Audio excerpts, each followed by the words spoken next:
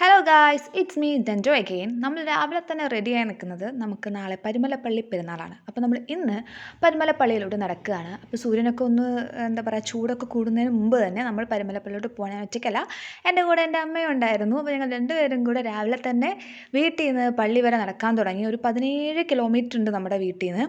അമ്മ രാവിലെ കുറച്ച് നേരം ആയപ്പോഴേക്കും അച്ഛനെ വിളിച്ച് ചോദിക്കാൻ തുടങ്ങി, എഴുന്നേറ്റോ, ഫുഡ് കഴിച്ചോ, മരുന്ന് കഴിച്ചോ എന്നുള്ള കാര്യങ്ങളൊക്കെ ചോദിക്കാനല്ലേ അമ്മമാരെങ്ങനെയാണ്, എവിടെയെങ്കിലും പോയാലും ഇങ്ങനെ വിളിച്ച് ചോദിച്ചുകൊണ്ടേ ഇരിക്കും വീട്ടിലെ കാര്യങ്ങൾ. അങ്ങനെ പതുക്കെ പതുക്കെ നമ്മൾ തിരുവല്ലയിലെത്തി കഴിഞ്ഞപ്പോഴേക്കും സൂര്യനൊക്കെ ഒന്നിങ്ങനെ നല്ലോണം ഉദിച്ചു തുടങ്ങിയിരുന്നു. വെയിലൊക്കെ നല്ല കാര്യമായിട്ട് വന്നു. കൂടാരപ്പള്ളിയൊക്കെ കൂടിയാണ് നമ്മൾ പോയത്. അങ്ങനെ നമ്മുടെ യാത്ര ഇങ്ങനെ മുന്നോട്ട് പോയിക്കൊണ്ടേ ഇരിക്കുകയാണ്. വെയിലിങ്ങനെ കുറച്ചായിട്ട് കൂടി വരുന്നുണ്ട്. അതിൻ്റെ ഇടയ്ക്ക് അമ്മ പിന്നെയും വീട്ടിൽ വിളിച്ച് അച്ഛനോട് ചോദിക്കുന്നുണ്ട്, ഫുഡ് കഴിച്ചോ, മരുന്ന് കഴിച്ചോ, എഴുന്നേറ്റോ, കുളിച്ചോ, ജോലിക്ക് പോകാൻ റെഡി ആയോ എന്നൊക്കെ. അങ്ങനെ നമ്മൾ നടക്കുകയാണ്. വഴിയിൽ നിന്ന് നമുക്ക് കുടിക്കാനും കുറച്ച് കഴിക്കാനും ഒക്കെയുള്ള സാധനങ്ങളൊക്കെ കിട്ടും. അതാണ് നമ്മുടെ മെയിൻ അട്രാക്ഷൻ.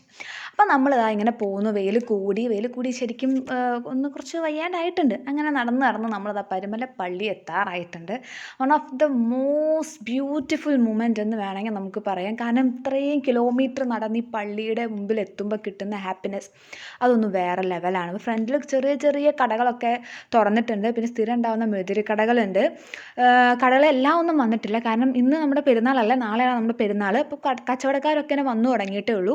അങ്ങനെ നമ്മൾ ചെരുപ്പൊക്കെ ഊരി നേരെ പള്ളിയിലോട്ട് കയറുകയാണ്. പള്ളിയിൽ കയറി കുറച്ച് നേരം ഇരുന്ന് പ്രാർത്ഥിച്ചു. അത് കഴിഞ്ഞ് കുറച്ച് റെസ്റ്റൊക്കെ എടുത്തതിന് ശേഷം നമ്മൾ തിരിച്ചു വന്നു.